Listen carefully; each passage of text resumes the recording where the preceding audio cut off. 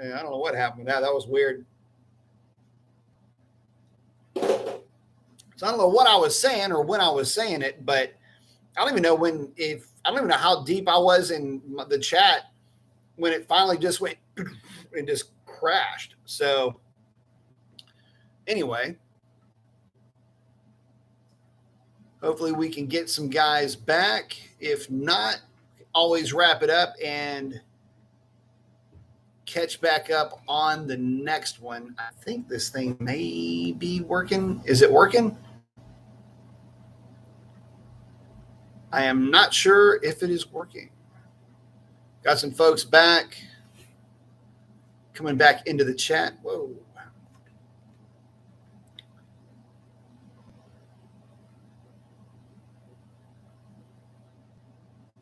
Is it back? Oh, here we go. John Zed saying yes. Okay, cool. Yeah, sorry about that. Had a little bit of an internet glitch, but it looks like we are back at it. Y'all are going to have to get me back up and rolling because I can't remember what I was talking about, because you know how it is when you start talking about this stuff, you never know. But just kind of recapping some stuff. You know, when I put that video out about all the electrical issues that were going on with the car, got some of the funnier responses was, oh my God, is that going to happen to my car? It's like, no, guys, look, you know, with this car being basically 7.5 years old now, it's a fairly early Hellcat. With it being that old, some goofy stuff is going to happen. I wouldn't necessarily say, though, that there's going to be nothing but problems. I've seen a lot of Hellcats over the years in many different states of tune with a ton of miles on them, both 2015, 16, 17, all the way through. And one of the things about the Hellcat is it's easily one of the most durable cars. Even when they're beat on mercilessly, they're still one of the most durable cars that are out there. The Dodges in general are like that. So yeah, it's just kind of crazy. John's saying yes. Chris is saying what I be. X is saying back in business. Yeah, I do a little bit of. I don't know how much longer we're going to have it. I think that I've got an internet connection that's a little bit sketch. So we'll let her ride for as long as we can. We'll probably, I think we're about an hour into the other show, hour and a half maybe into the other show. So Chuck's saying, hello, I thought I missed the show. Well, you missed the first half of the show. We lost an internet connection, so we're reeling everybody back in right now. Mark saying, baby, hope all is well. All is well.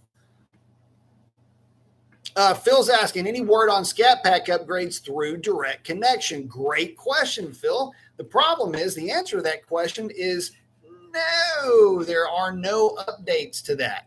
Here's the problem with there being no updates to the Scatties. Number one, those are the highest flying flag bearers for Mopar out there.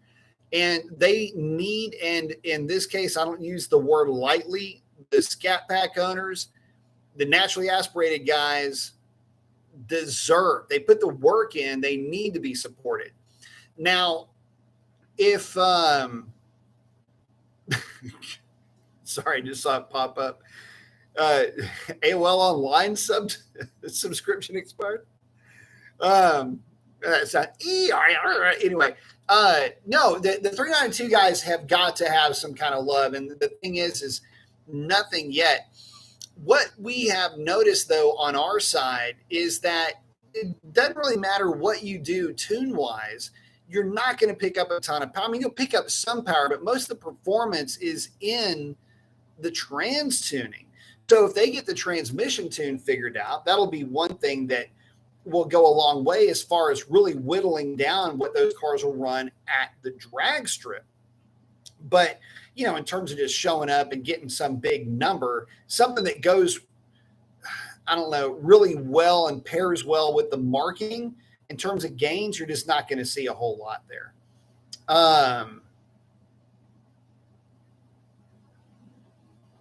Let's see. D saying, welcome back.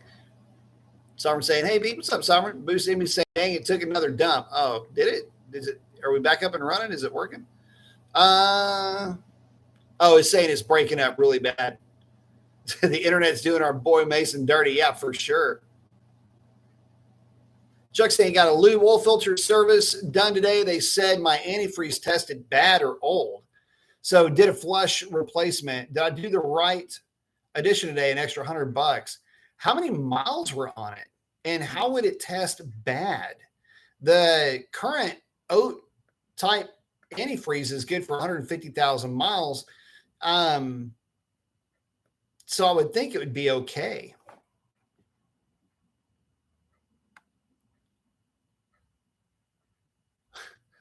Hold up 5 fingers. Do thumbs count? So I'm saying internet went to Metro PCS mode. But I mean, if you've got the miles on the car, it's always a good idea to cycle that through. And the reason why you want to cycle that stuff is because over time it gets acidic and it'll start to kind of eat up everything that's in the engine. So it's a really good idea to flush that out whatever the manufacturer's recommendation is. Usually it's 5 to 7 years or 150,000 miles. Let's see. John saying, hey, you got a 17.8 RT shaker with 65,000. Center support bearing rubber is rotted out and non-serviceable. Have you seen an issue with the 2-piece drive shaft? No, but I have heard of that. And the easiest and quickest way to get it fixed is obviously to get the new drive shaft. And I would recommend sticking with the factory drive shaft. I understand I don't really know what the price is going to be. The reason why I suggest sticking with a 2-piece drive shaft is because it is so smooth when you compare it to some of the aftermarket offerings. Now, that being said, you got a 17.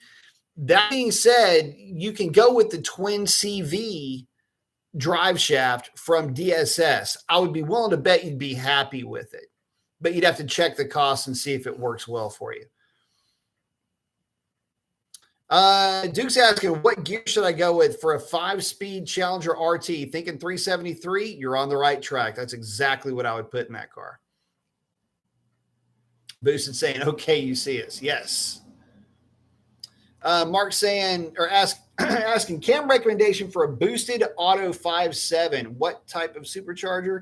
The RT's not boosted yet, but I don't want to buy an NA cam and then have to go back and buy another for boost. So there's no such thing as a cam specifically for boost unless you're talking about a positive displacement supercharger. If you're planning on going with any of the centrifugal superchargers, in this case, well, really Pro Charger, go with a cam. Any cam is going to work just fine. The reason why I don't like to use an NA cam for a positive displacement supercharger, there's a couple of reasons. One, it will kind of kill boost response down low. That's a bit of a problem because the fact of the matter is that you want to try to ramp up boost response down low, which is why wide LSAs work really well with positive displacement superchargers. You're mainly just, it's a more active intake runner. So that's why you would want to go that route with the positive displacement. If it's a Pro Charger, it doesn't really matter what cam you put in it. In fact, a cam for a Pro Charger looks a lot more like a truck cam than anything else, with the idea being that you can tighten up the lobe separation angle a little bit. 114 degrees is pretty easy to work with. But also tighten up the duration a little bit. Go with something like at 50 for a roller profile. You could go 218 on the intake side and probably 228 on the exhaust side. And that's starting to sound a lot like, your generic truck cam for an LS, right? Have intake center line at about 108 degrees. And that's going to help power come in early. Then you're going to take that compressor and you're going to do the thing to that combination that the compressor loves to do, which is drag power further out in the RPM range. And in that case, a tighter lobe separation angle of 114 or 113 with a little bit less duration, it's going to give you a little bit better boost response, but it's going to help you build power down low and then drag it out top a little bit better, mainly because that's what those superchargers like to do. If you go with some big ass cam and you rock that thing back and retard it a few degrees, the problem with that is that now the car is going to try to make a bunch of power way on the right-hand side of the graph. And it's going to be a turd down low. Can't tell you how many times we would get cars, and it's not cars from other shops. It's not the shop that did anything wrong. They just gave the customer what the customer wanted and didn't try to educate him. And in this case, you put, a cam with a wide lobe separation angle on it, which would be the Comp 274, which is what we would see a lot. And which, by the way, is a fantastic positive displacement supercharger cam. But they would put that cam in with a low boost Pro Charger. And it's like, it doesn't work. It's like peanut butter and Spam. I mean, yeah, it might work in certain situations, but not in this one. And they were just so lazy. Good night. They were so lazy down low. And then you never really felt the car come on the boost because, number one, you weren't running as much boost. And two, you couldn't leg the thing out the way that you really would want to. So anyway, just stuff to think about. Stock bottom end, that's what you're going to be stuck with in a way.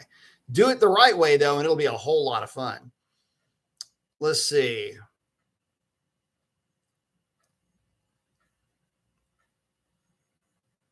Oh, Phil saying, thank you for your response. Happy to. Summer saying, we talked about that before, coolant. I have to do it soon. Yep. I did it kind of on accident when I put the new thermostat in the car. Dee's asking, do 285 pulley setup need revisions or it's fine with original tune? Tuned by Tim and still run strong. Just curious. Yeah. I mean, if you're going from a different pulley, anytime you change pulleys, you absolutely have to put a different tune on it. Without doubt, without a question. Oh, Sovereign saying just smog today, pass with flying colors. Very nice. Very, very nice. Good. Definitely good to hear that. Boosted's out saying, be right back. Problem was on my end. I had to restart. I know mine flaked out. Brandon's asked, if I buy a Hellcat, what do I have to do to make it the loudest? Don't buy a Hellcat. That's the best way to do it. Boosted saying, I've run a 629 at 113 in the 8th mile, 93. Very nice. That's a good time. It's a good running car. Let's see. Ryan's asking, best torque converter for a NAG 1. Depends on what you want to do with your car, man. I mean, if you want a real aggressive one, Circle D makes a, what is that thing? A 35 or a 3,800 RPM converter. We used one of those with a 426, had a Eddy intake manifold and 392 gears. And that car was pretty fun to drive. The only downside to it is it was just kind of buzzy on the freeway, but that wouldn't have anything to do with the torque converter. So you can go that route if you want to. I would probably stick for the street somewhere around 3,200 RPM would be the most I would look at. Any more than that, and it will get a little bit buzzy, and then you're going to go in and make some changes to the trans tune to accommodate that as well. Really, the main thing you're going to do is probably not have it lock up in first or second gear. Yeah, Sovereign said, telling Brando, be careful for loudness. Some states will fine you for it. The thing about Hellcats or anything with an X pipe is going to sound like absolute ass without some type of a resonator type muffler or some type of muffler in general. And the reason for that is you've got two converging pulses, and it makes it's a basically what you're doing is you're compressing the exhaust at that point. You think it's going to be all smooth and everything. It's not. And anyway, long story short, it makes it shrill. If you want to really make it sound good and be loud, put an H pipe in it.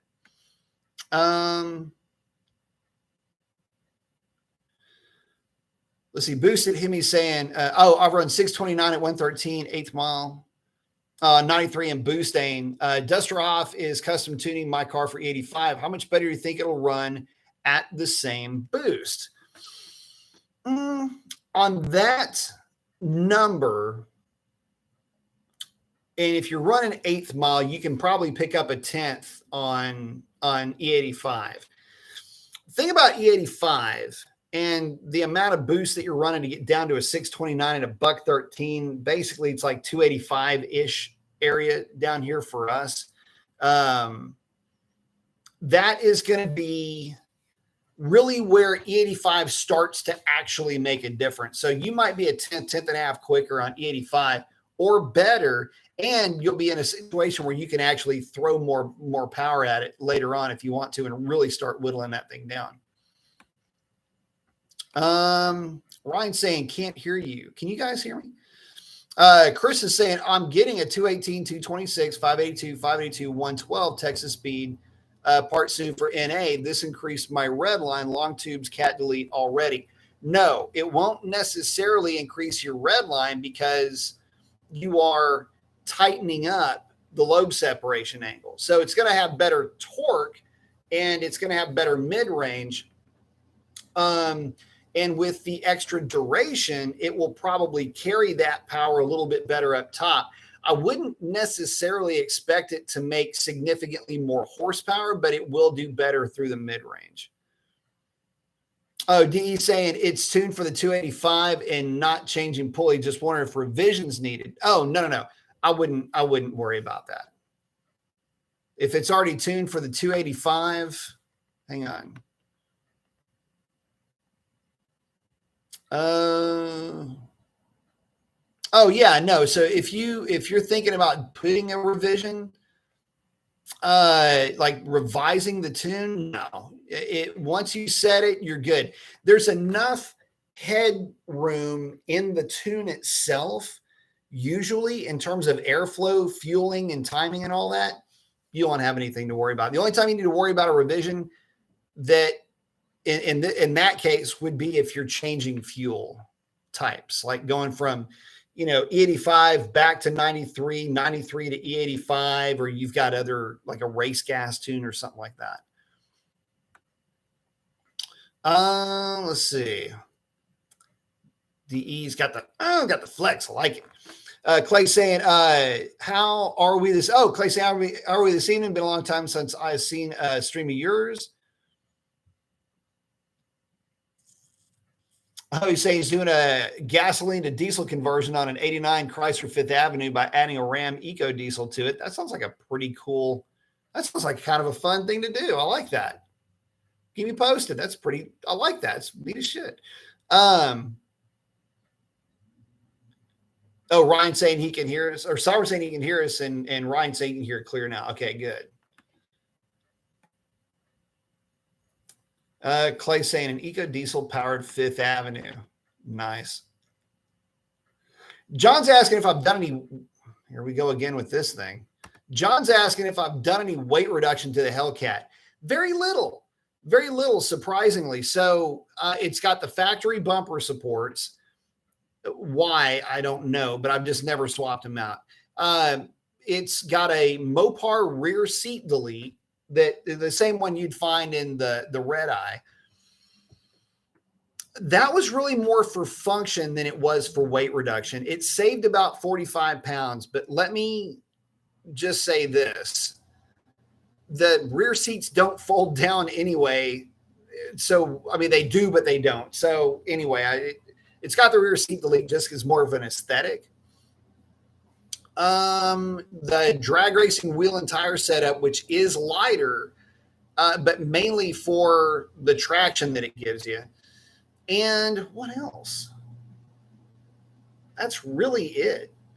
When it went 1008, the car did not have the passenger seat in it, but when it went, I've run a string of 10 teens with that car with the passenger seat in the car. So, and let's see. The only other thing that you might think of as weight reduction, I did remove the rear rezos. Now, the reason why I removed them again was for an aesthetic reason. I just didn't like seeing them when I walked up to the car. But oddly enough, it did remove weight. I think it removed a grand total of 5 pounds or something like that, though. It wasn't nearly 5 or 10. It wasn't nearly as much weight as you might think. So really, to answer the question, honestly, yeah, it's got some weight reduction, but it's weight reduction by way of an aesthetic.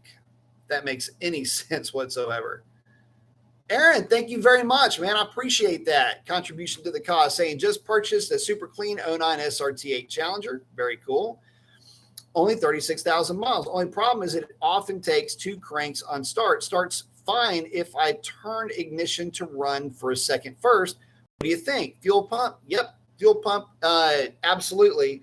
A little bit of a priming issue there. So I still, though, to this day, always cycle my car over to run, let the pump prime, and then hit fire, and I fire it up from there. It's a Fox body vestigial organ thing that, and I still do it with Foxy.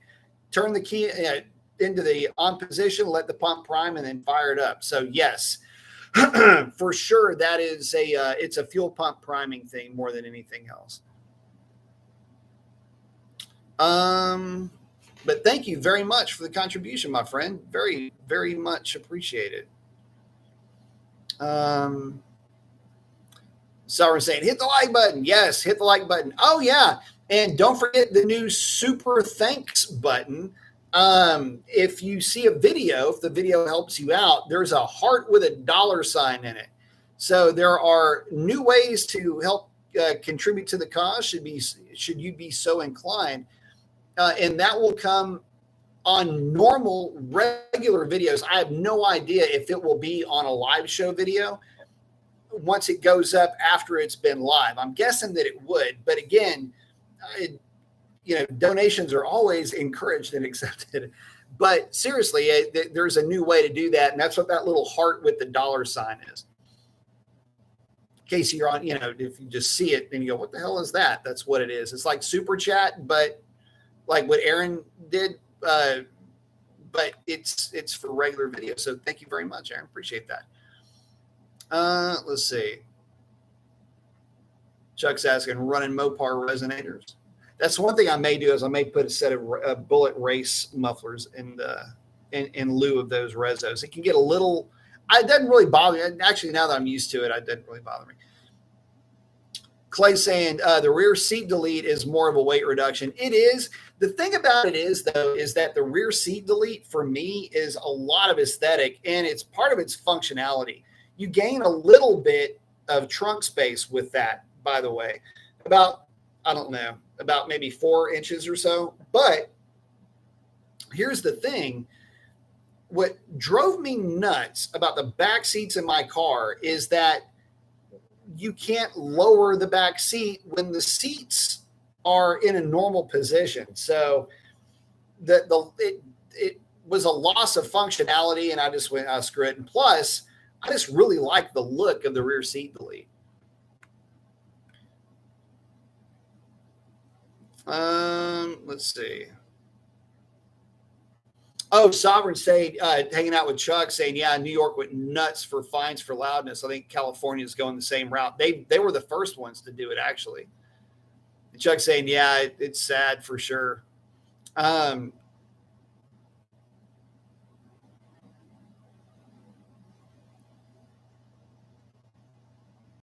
Hold on. Clay saying, and by the way, now if you are subscribed to another channel and they're subscribed to you, you can raid channels on YouTube Live. Oh, cool. Didn't know that. I'm so slow and dumb when it comes to what you can. Okay, I don't even have editing software, so we're just all kind of hanging out. You know how I roll. That's cool. I have to look into that. Saying just like Twitch, and I don't even know what that means.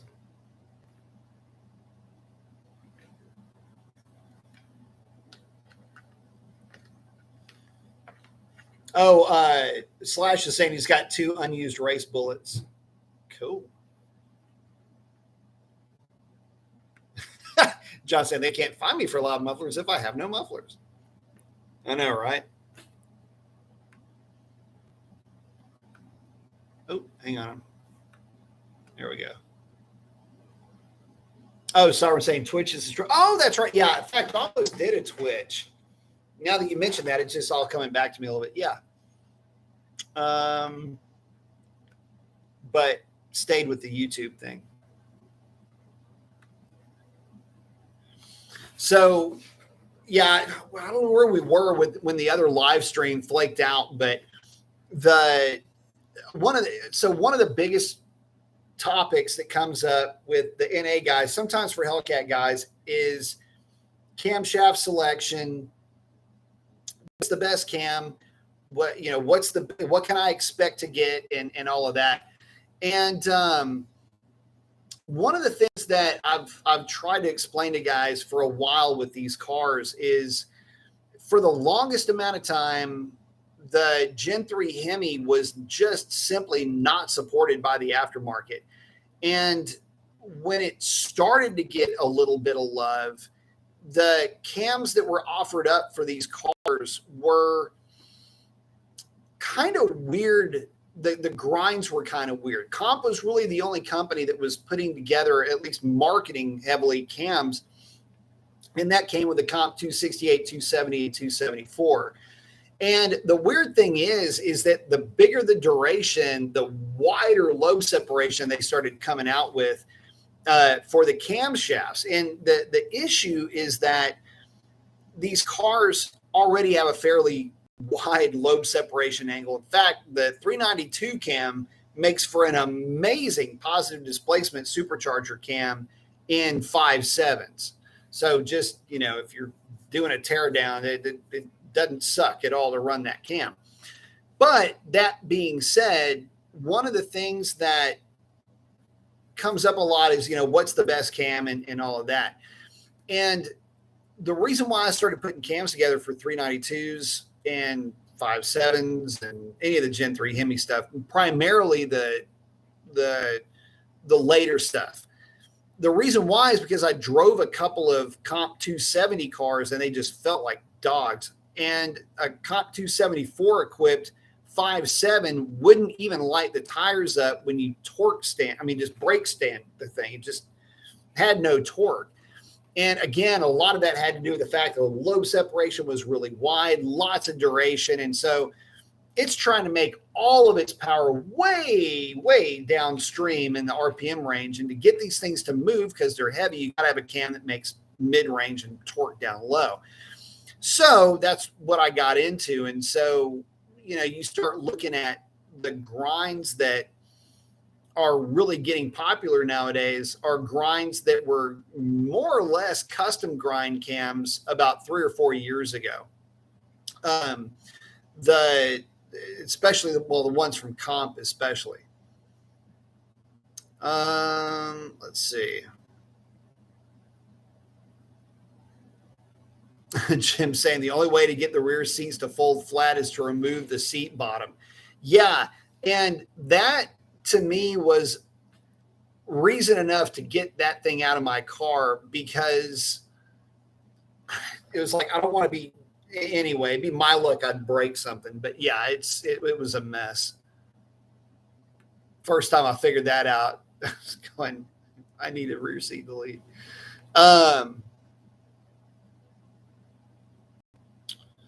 See, Clay saying, there's a rumor that Cummins is going to be making a 6.7 liter gasoline engine for the Ram HD trucks. Your opinion or thoughts on this? I haven't heard about it, but I can tell you this. A 6.7 liter gasoline engine, I don't know that it would do a whole lot of good for the platform when you already have the 6.4 liter. And the 6.4 liter is really a decent engine. I mean, it's not going to be top of the heap in terms of making power, but it's not supposed to. The 6.4 is basically put together to drag something really heavy around that's potentially dragging something behind it that's really heavy. So, a 6.7, I would be willing to give it a look. It's probably really cool. A lot of potential. Maybe you can wedge that thing into a car platform, but I just don't know if it would be worth it. Oh, Jim saying he ordered his rear seat delete last week. Very nice. So, hey, Jim, when you're putting that thing in, if you haven't put one in, the package tray, you can, first of all, when you get that thing in, you can wear that thing like a hat. It doesn't weigh anything. But some tips. First tip is for the bolts that are holding the seat belt equipment in the car, don't just try to rip those out of the car. Be real careful. The bolts are a soft material, and even though they're T50, you're going to have to be kind of cool with getting them out. If you don't, you'll have to drill them out. I had to drill them out in my SRT. The other one is the package tray. That package tray is going to give you fits because it doesn't weigh anything and it's real flimsy. So if you're doing your own work, get ready for a treat. It's not that big of a deal, but it is a bit of a pain in the ass. It's easiest to remove at least remove the passenger seat, give yourself some room, and then fillet the panels. You're going to want to fillet the panels out of the way of what you're going to be working on too. I've installed a couple of them, and I will not install a third. I will tell you that right now, unless I get another car and I just end up, doing a rear seat delete on it. Oh, that's what I was going to say. That's what I was going to talk about. So, have been looking for a 5.7, 8-speed car. Of course, I'd love to get a shaker, but it's probably not going to happen. But 5.7 specifically, looking for one. Now, I found a few, but the price on these things is laughable. Are they starting high and hoping to negotiate low? Some of the prices on some of the cars that I've found are so high that I won't even call to go look at the thing. That's how bad it is. So anyway, am seriously thinking about doing a 5.7 build, but something really kind of laid back that for me, what I think would be a really fun car is 5.7, debating back and forth on the intake manifold thing, but 5.7 long tubes, tune, 370 gear out of a Hellcat, stance it, have it looking good, put it on a set of reps, but just throw the drag pack on the car, see what it runs. And I think that car would be a riot to drive, because you figure that car would be a low 13-second car in any condition that you run it in, maybe even a high 12-second car. Maybe put a 6.4 manifold on it. In fact, I need to go get my 6.4 manifold because I've actually got one sitting around. That would be a whole lot of fun. That would be a cool car, and anybody could drive it. And so I've been looking for one. and I cannot find one for a reasonable price at all. So the search continues, but I have been looking and I've been frustrated by where that search has led me.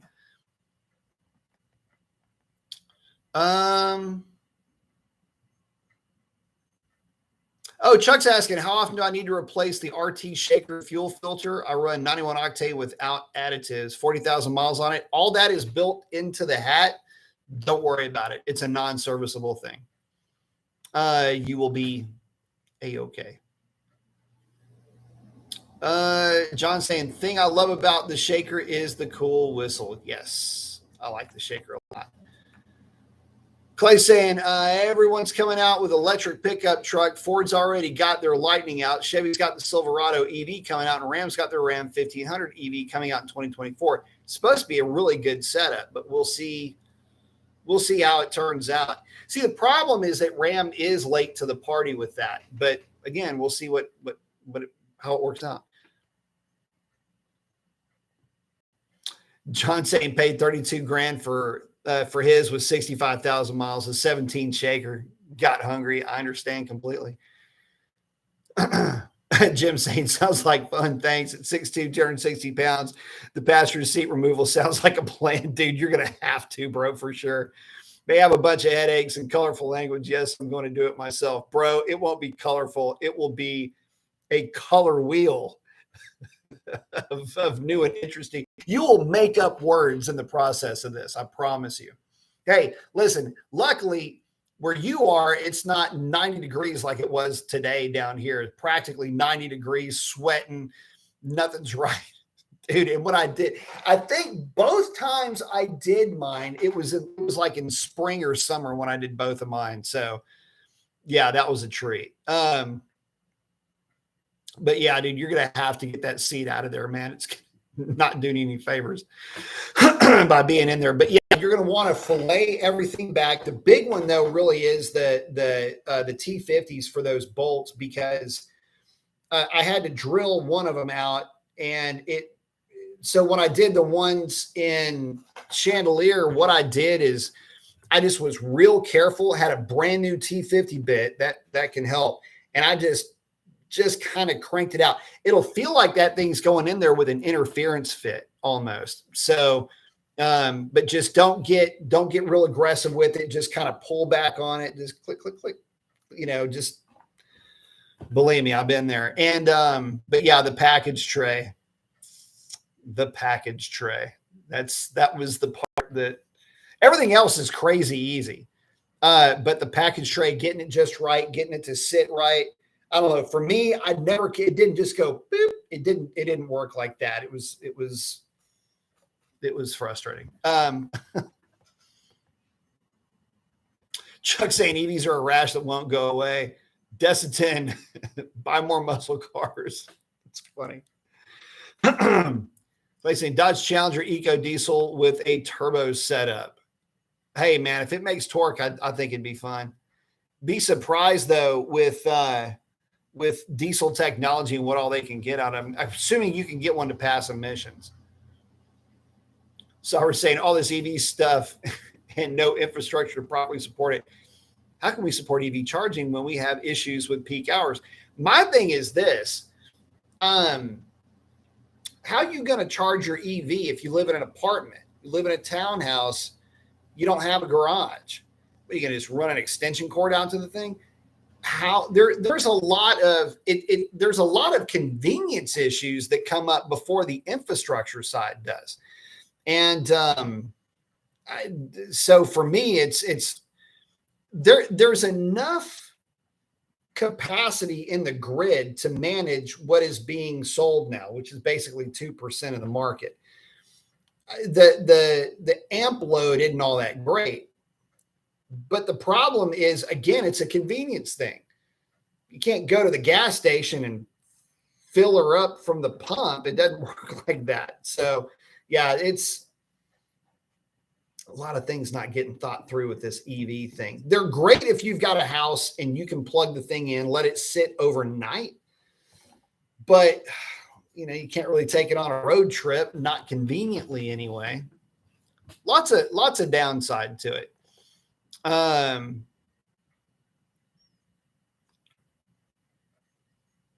Chris saying, no luck finding a 6.4 manifold. Modern Muscle has one, but it's a truck manifold that fit under hood on a 13 Challenger. Yeah, no, the truck won't because it's going off to the passenger side as opposed to the driver's side. Chuck saying, I heard talk about a budget plan from the government on 1.5 million chargers, but who knows if that'll happen. Dude, how you going to mass produce? Who's going to mass produce 1.5 million chargers? Who's going to do that? Who can do that? Where are you going to put them? And how soon is it going to be before they get vandalized or stolen? There's some things that aren't being thought through. Sorry, saying sitting at charging stations for 15 minutes means backed up charging. Yeah, there's nothing convenient. Like the thing is that the EVs cover the convenience spectrum only on the periphery. So again, if you've got a house, you can have a 1,500 horsepower EV in your garage charging, no problem. If you don't have a house and all you have, you've got this little runabout that you're trying to charge, how are you going to charge it? And going to some charging station for 10 or 15 minutes may not necessarily be an option. You can say, okay, well, you can put charging stations where people work. Really? So you have to put one at every parking spot because obviously there's not everybody's going to be driving an EV, but at some point there are more. And so now what are you going to have people fighting over a charger that's at that point old and isn't anyway, there's as time progresses, people will start to live through the lunacy that is the inconvenience of EVs if you don't have a house and a means to charge it at home overnight.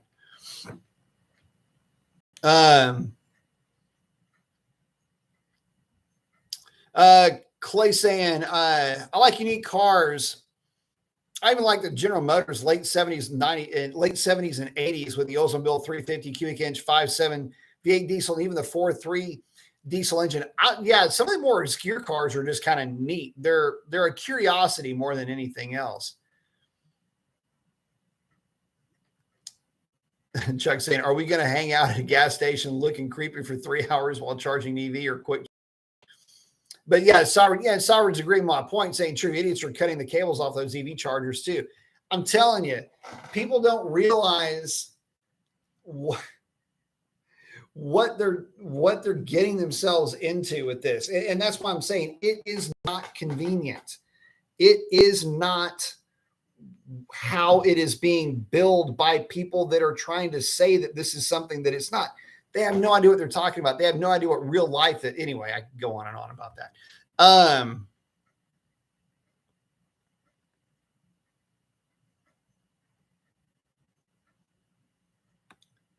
Let's see.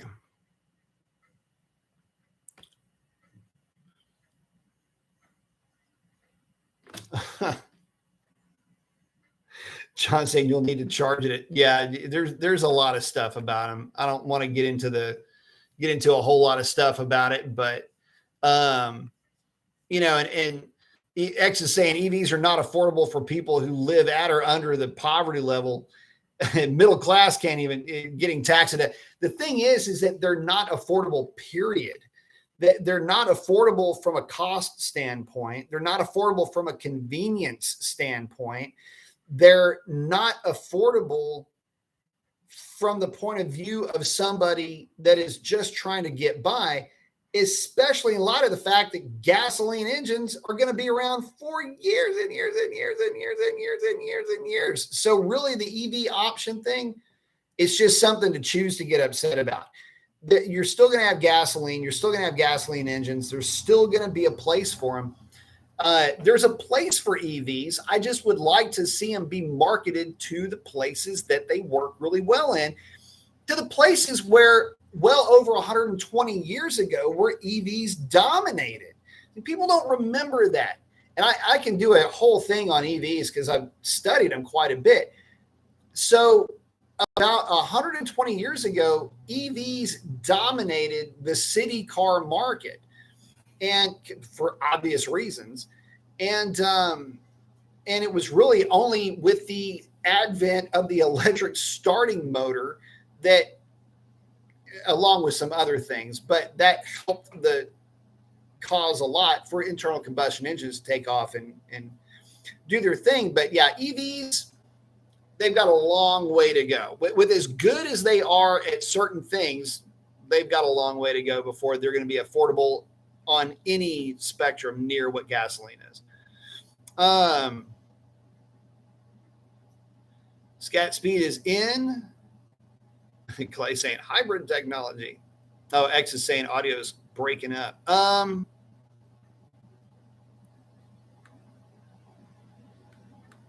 man. Well, it sounds like we're having more internet issues. Is that what's going on? But I know that tonight we have definitely gone pretty sure over 2 hours. My voice is starting to freaking crack, guys.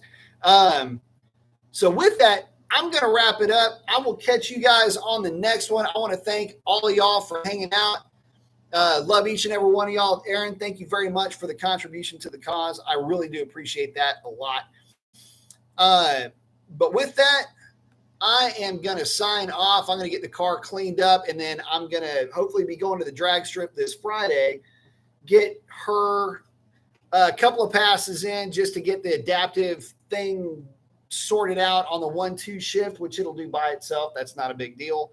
And just keep an eye on that body control module, goofy stuff. I think it's all pretty well sorted itself out. Again, it's really kind of leaning towards maybe a loose-ish connection, although everything in the pins are fine. So I don't know. But with that, I'm going to wrap it up. Guys, thank y'all very much. Love each and every one of y'all. Would not do this without you. You're going to send it, don't bend it, keep your shiny side up. Ray, miss, and love you, brother. And with that, that is a wrap. Y'all have a great one. We'll see you on the next one. Adios.